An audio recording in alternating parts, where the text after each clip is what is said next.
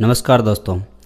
जैसा कि आप सभी को पता ही है कि गरुड़ पुराण के ऊपर मैंने सीरीज चालू की है और उसके ऊपर के जो पिछले चैप्टर के जो वीडियोस है वो मैंने ऑलरेडी बना रखे हैं। उनको अगर आपने अभी तक नहीं देखा है तो उसकी प्लेलिस्ट की लिंक मैं आपको डिस्क्रिप्शन में और ऊपर आई बटन में दे दूँगा, तो उनको आप जाके अवश्य देख लें। आज की इस वीडियो में हम लोग जानेंगे कि गरुड़ पुराण के 5वें अध्याय में किन किन बातों के बारे में बताया गया है। अगर आप मेरे चैनल पर पहली बार आए हैं तो चैनल को सब्सक्राइब अवश्य करें और बेल आइकन को ऑन कर दें ताकि जब भी कोई नया वीडियो अपलोड हो तो आप उसको तुरंत ही देख सकें। साथ ही साथ अगर वीडियो में बताई गई जानकारी अगर आपको अच्छी लगे तो आप वीडियो को लाइक अवश्य करना और कमेंट बॉक्स में अपने विचार अवश्य बताना। चलिए दोस्तों, आज का वीडियो शुरू करते हैं। 5वें अध्याय में पक्षीराज गरुड़ श्री हरि से कहते हैं कि हे केशव, जिस जिस पाप से जो चिन्ह प्राप्त होते हैं और जिन जिन योनियों में जीव जाते हैं वे आप मुझे बताइए। उस पर भगवान कहते हैं, नरक से आए हुए पापी जिन पापों के द्वारा जिस योनि में जाते हैं और जिस पाप से जो चिन्ह होता है वह तुम मुझसे सुनो। ब्रह्मत्याना से रोगी होता है, गाय की हत्या करने वाला मूर्ख और कुबड़ा होता है, कन्या की हत्या करने वाला कोढ़ी होता है और ये तीनों पापी चांडाल योनि प्राप्त करते हैं। स्त्री की हत्या करने वाला तथा गर्भपात कराने वाला भील होकर रोगी रहता है, पर स्त्री गमन करने वाला नपुंसक और गुरु पत्नी के साथ व्यभिचार करने वाला चर्म रोगी होता है। मांस का भोजन करने वाला अंग अत्यंत का लाल होता है, मद पीने वाला दांत काले और कपिल वर्ण के होते हैं। लालचवश अपेक्ष भक्षण करने वाले ब्राह्मण को मदोदय रोग हो जाता है। जो दूसरों को दिए बिना मिष्ठान खाता है उसे गले में गंडमाला रोग हो जाता है। श्राद्ध में अपवित्र अन्न देने वाला श्वेत कोष्ठी होता है। गर्व से गुरु का अपमान करने वाला मनुष्य मृगी रोगी हो जाता है। वेदा स्त्री की निंदा करने वाला निश्चित ही पांडुरोगी होता है। झूठी गवाही देने वाला गूंगा, पंक्ति भेद करने वाला काना, विवाह में विघ्न करने वाला व्यक्ति, औष्ठ रहित और पुस्तक चुराने वाला जन्मांध होता है, यानी कि जन्म से ही अंधा होता है। गाय और ब्राह्मण को पैर से मारने वाला लूला लंगड़ा होता है तथा झूठ बोलने वाला हकलाकर बोलता है तथा झूठी बात सुनने वाला बहरा होता है। विष देने वाला मूर्ख और उन्मत्त यानी पागल तथा आग लगाने वाला गंजा होता है। मांस बेचने वाला अभागा और दूसरे का मांस खाने वाला रोगी होता है। रत्नों का अपहरण करने वाला हीन जाति में उत्पन्न होता है। सोना चुराने वाला नग रोगी और अन्य तत्वों को चुराने वाला निर्धन होता है। अन्न चुराने वाला चूहा और धान चुराने वाला शलभ टिड्डी, इनकी योनि में उनका जन्म होता है। जल की चोरी करने वाला चातक और विष का व्यवहार करने वाला वृश्चिक यानी बिच्छू के जन्म में जाता है।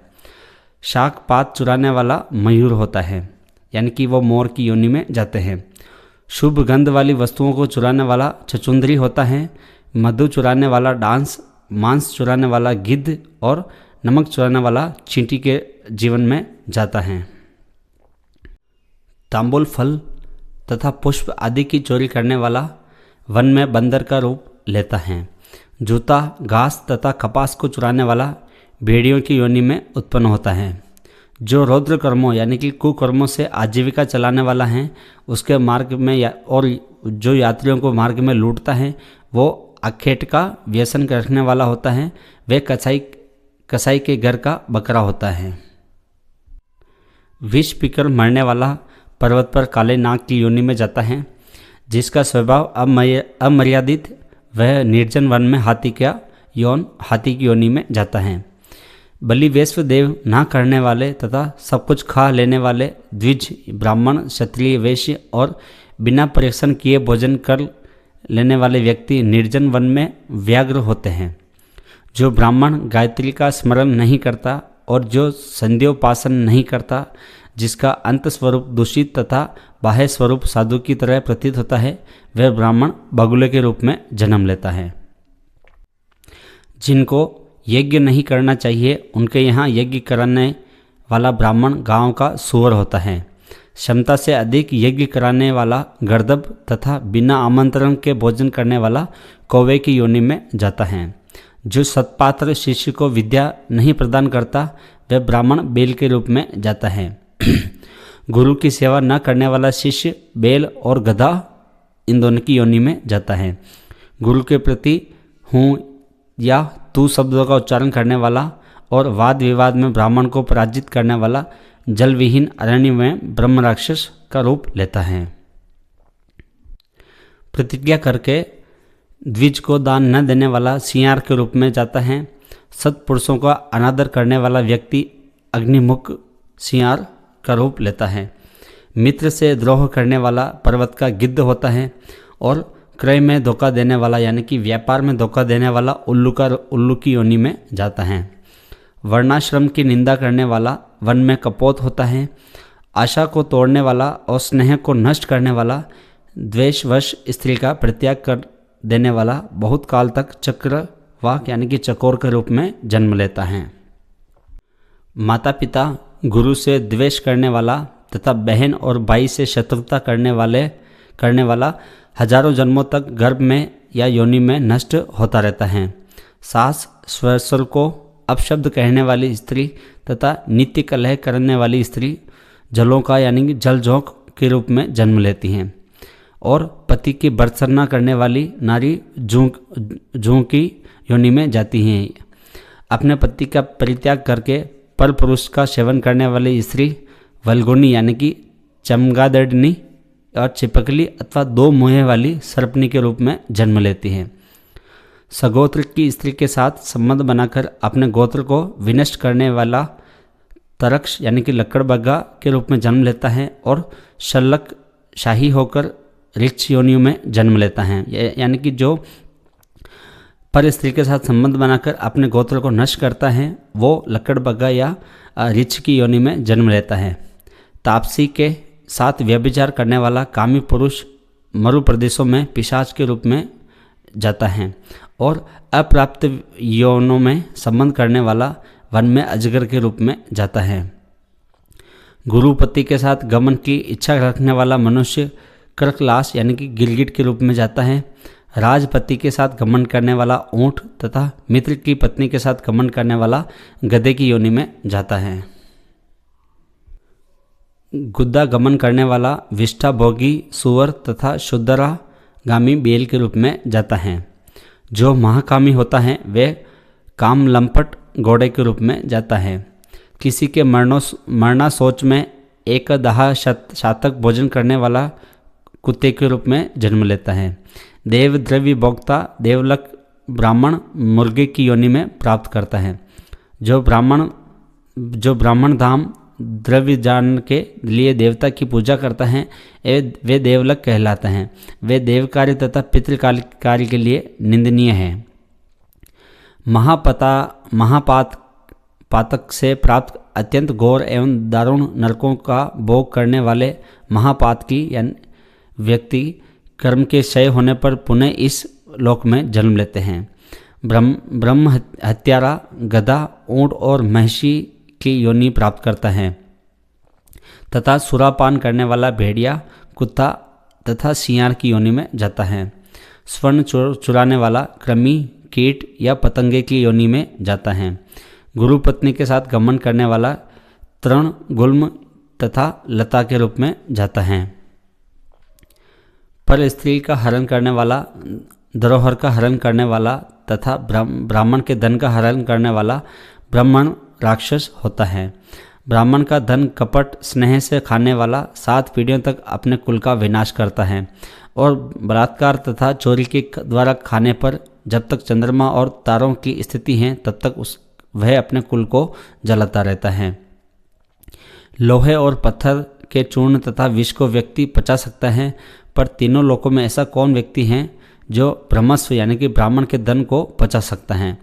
ब्राह्मण के धन से पोषित की गई सेना तथा वाहन युद्ध काल में बालू से बने सेतु बांध के समान नष्ट भ्रष्ट हो जाते हैं।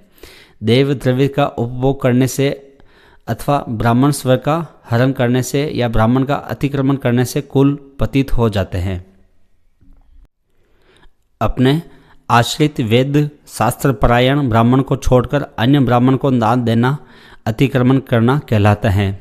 देव वेदांग के ज्ञान से रहित ब्राह्मण को छोड़ना अतिक्रमण नहीं कहलाता है, क्योंकि जलती हुई आग को छोड़कर भस्म में आहुति नहीं दी जाती है। हे ताक्ष, ब्राह्मण का अतिक्रमण करने वाला व्यक्ति नरक को भोगकर क्रम से जन्मांध एवं दरिद्र होता है। वह कभी दाता नहीं बन सकता, अपितु याचक ही रहता है। अपने द्वारा दी हुई अथवा दूसरों द्वारा दी गई पृथ्वी को छीन लेता है, वह 60,000 वर्षों तक विष्ठा का कीड़ा बना रहता है। जो स्वयं कुछ देकर पुनः स्वयं भी ले लेता है, वह पापी एक कल्प तक नरक में रहता है। जीविका अथवा भूमि का दान देकर यत्नपूर्वक उसकी रक्षा नहीं करनी चाहिए। जो रक्षा नहीं करता प्रत्युत उसे हर लेता है, वह पंगु यानी कि लंगड़ा कुत्ता होता है। ब्राह्मण को आजीविका देने वाला व्यक्ति 1 लाख गोदान का फल प्राप्त करता है, यानी कि 1 लाख गायों के दान के जितना फल प्राप्त करता है। और ब्राह्मण की वृत्ति का हरण करने वाला बंदर, कुत्ता तथा लंगूर आदि के रूप में जन्म लेता है। हे खगेश्वर, प्राणियों को अपने कर्म के अनुसार लोक में पूर्वोक्त में योनियों तथा शरीर पर चिन्ह देखने को मिलते हैं। इस प्रकार दुष्कर्म यानी कि पाप करने वाले जीव नरकीय यातनाओं को भोगकर अवशिष्ट पापों को भोगने के लिए इन पूर्वोक्त योनियों में जाते हैं। इसके बाद हजारों जन्मों तक पशु पक्षी का शरीर प्राप्त करके वे बोझ ढोने आदि जैसे कार्यों से दुख प्राप्त करते हैं। फिर पक्षी बनकर वर्षा, शीत, आतप यानी आदि विभिन्न प्रकार के मौसमों का दुख झेलते हैं। इसके बाद अंत में जब पुण्य और पाप बराबर हो जाते हैं, तब मनुष्य की योनि मिलती हैं। स्त्री पुरुष के संबंध से गर्भ में उत्पन्न होकर क्रमशः गर्भ से लेकर मृत्यु तक के दुख प्राप्त करके पुनः वह मर जाता है। इस प्रकार सभी प्राणियों का जन्म और विनाश होता है। ये जन्म मरना चक्र चारों प्रकार की सृष्टि में चलता रहता है। मेरी माया से प्राणी घंटी यंत्र की भांति ऊपर नीचे की योनियों में भ्रमण करते रहते हैं। कर्म पाशे से बंधे रहकर कभी वे नरक में और कभी वे भूमि पर जन्म लेते रहते हैं। दान न देने से प्राणी दरिद्र होता है और दरिद्र हो जाने पर फिर पाप करता है। पाप के प्रभाव से नरक में जाता है और नरक से लौटकर पुनः दरिद्र और पुनः पापी होता है। प्राणी द्वारा किए गए शुभ और अशुभ कर्मों का फल भोग उसे अवश्य ही भोगना पड़ता है, क्योंकि सैकड़ों कल्पों के बीत जाने पर भी बिना भोग के कर्म फल का नाश कभी नहीं होता है। तो ये था गरुड़ पुराण का 5वां अध्याय, जिसमें हम अगर वापस पुनः देखें तो ये बताया गया है कि क्या पाप करने से किस योनि में जन्म मिलता है, किन किन कर्मों के करने से किन किन यातनाओं और पीड़ाओं को सहने के लिए किस योनि में इंसान का यानी कि प्राणी का जन्म होता है। उम्मीद करता हूँ आपको थोड़ी सी लैंग्वेज समझ में आई होगी, क्योंकि ये क्या मेन पुस्तक से मैं इसको देख के वीडियो बना रहा हूँ, तो आपको हो सकता है थोड़ा सा शब्दों में फेरबदल दिखे, लेकिन सार ये है कि इस वीडियो में इस चैप्टर में ये बताया गया है कि किन कर्मों से आदमी प्राणी को किस योनि में जन्म मिलता है और क्या पाप करने से उसका आगे किस प्रकार की उसको यातनाएं मिलती हैं। वीडियो कैसा लगा कमेंट बॉक्स में अवश्य बताना। कुछ ही दिनों में आपको अध्याय 6 का वीडियो भी इसी प्लेलिस्ट के आगे मिल जाएगा। चैनल को सब्सक्राइब नहीं किया हो तो अभी कर लेना, ताकि जब भी मैं वीडियो अपलोड करूँ तो आपको उसका नोटिफिकेशन मिल सके। चलिए दोस्तों, मिलते हैं नई वीडियो में, तब तक के लिए धन्यवाद।